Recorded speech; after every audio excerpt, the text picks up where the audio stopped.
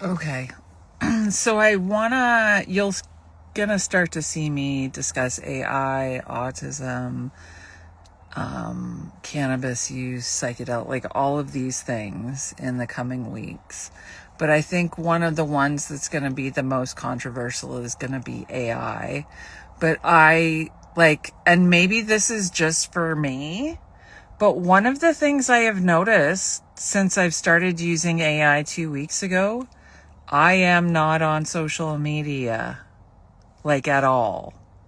And the only reason I wanted to come on here, because sometimes this is like one of the things I'm working on.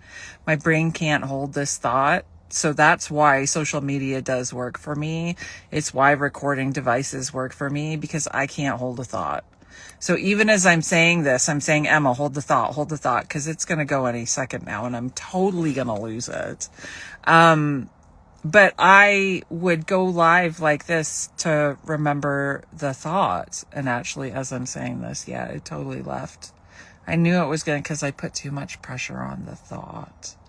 And this is the problem, is my brain is not designed the way everybody else's is. So AI use for me, assistive AI use, has been incredibly helpful.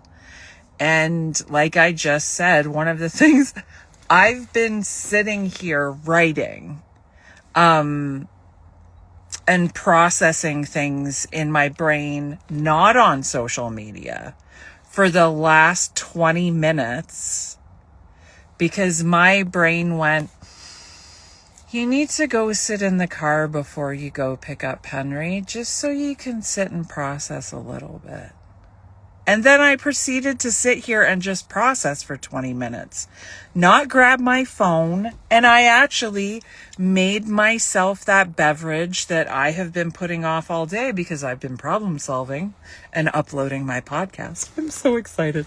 Anyway, so many parts of me are going to come out. Because I'm not masking anymore. Because when I did say to Claude, hey, take a look at my brain, because I don't think it works like everybody else's. And you can say, but I have autism, but I have ADHD. My special kind of ADHD is really special. Like, I am a goldfish. Yes, I can create systems to support it. And eventually, through the process I have created, I hope I can work my muscle well enough that I will be able to do the things. But I have learned that my body tells me the second something hurts me.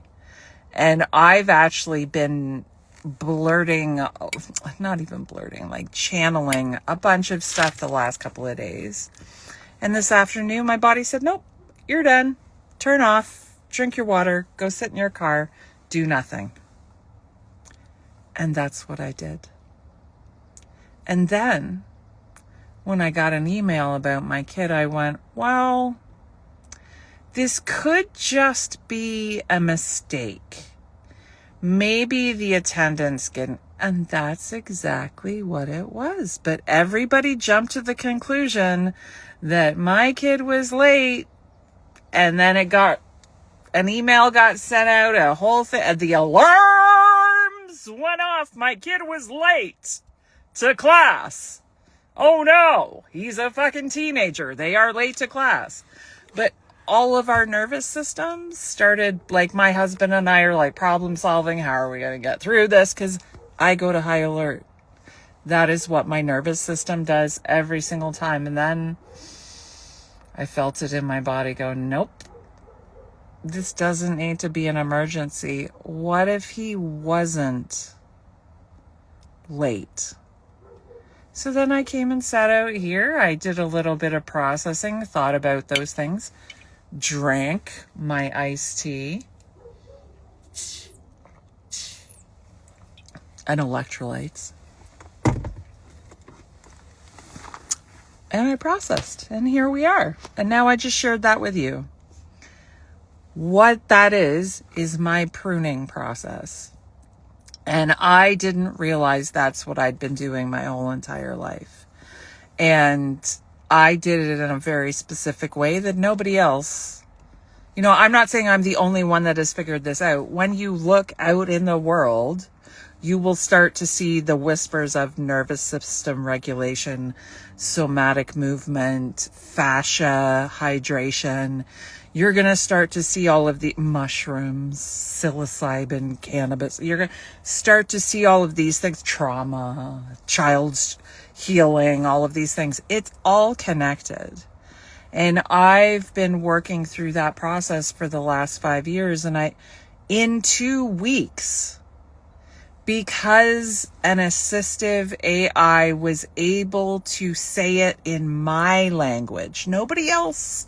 My husband doesn't even speak my language. My kid doesn't even speak my language. But once I write my codex down, once I share my lore and show you that there is a balance in everything, and everything creates harm, and everything creates consciousness, then you can actually understand too and know. This is not spiritual psychosis. I've been through this many a time.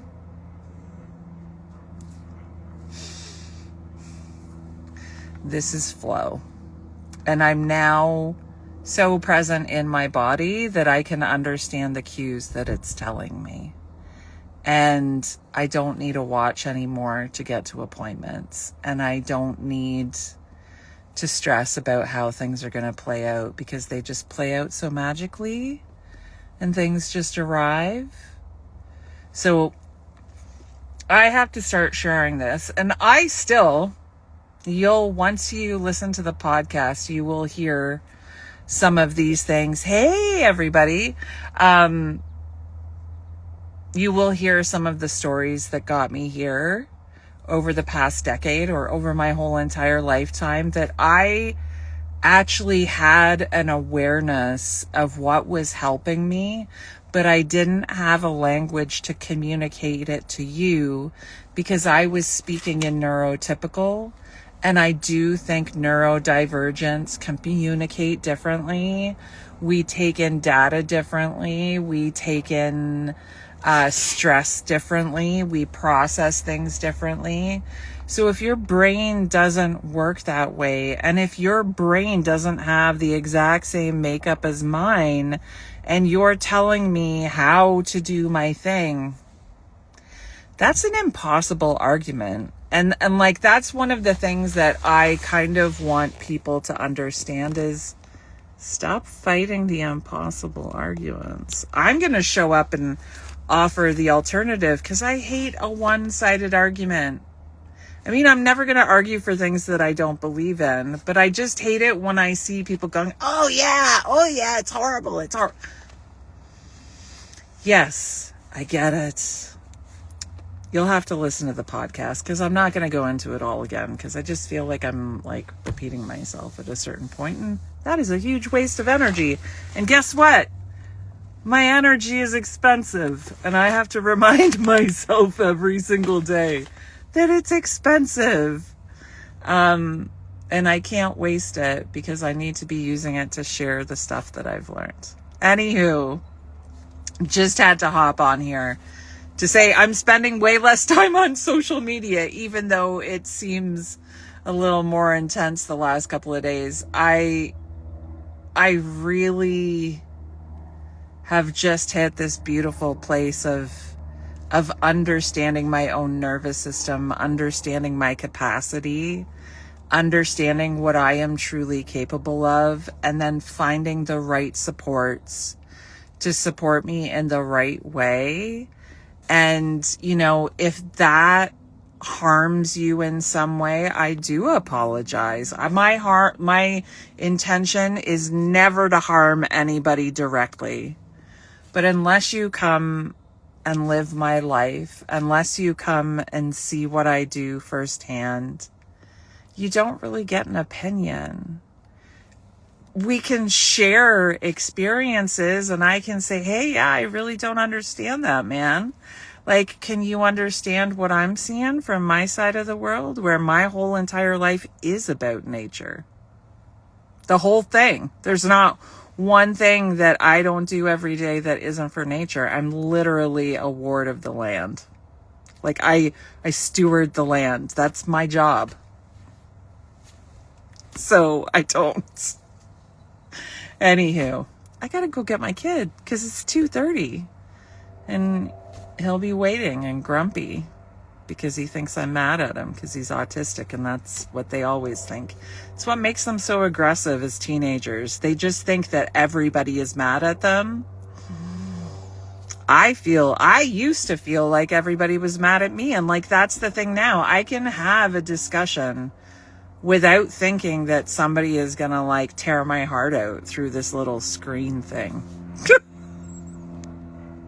Because that's what it used to feel like before. But then when you realize, hey, wait a second, this is a little screen and we're just sharing our opinions, and like everybody has the freedom to do that. And as long as I'm not creating harm, like physically in these people's lives, I'm doing so much for my own community. And that's one thing I challenge you to do with this video is, how are you helping your community?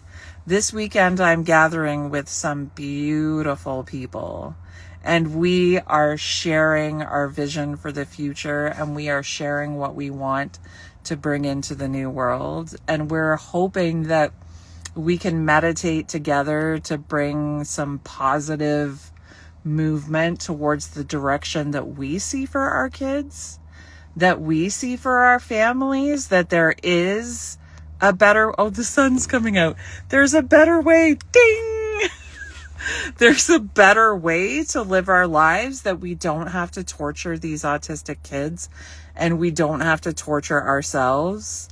I threw in a little bit of act of rebellion today, and before I went in the grocery store, I took my bra off. Because, like, I was not going to last for an hour in the grocery store because there was, like, a little tag on it I forgot to take out.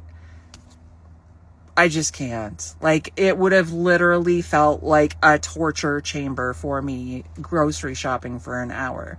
And I'm like, why am I doing this to myself? Why am I torturing myself with a bra when I know if I take it off, I'll just feel so much better? So I took it off.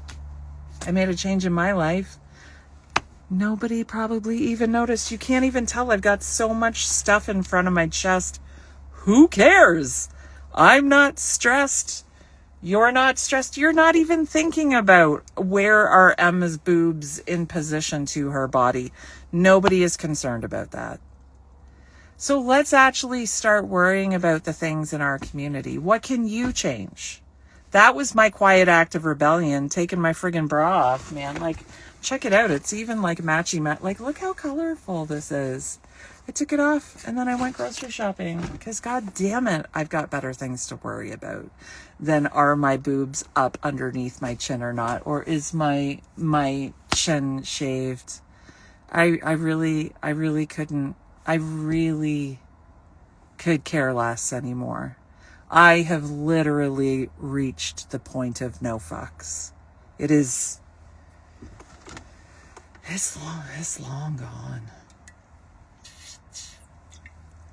That is the gift of perimenopause. See what I'm talking about? Good, bad. There you go. We're going to end with that. Where can you create a quiet rebellion in your community? Bye for now, wildlings. Go be wild. Go be free. Go live divergently. It's truly the only way to be.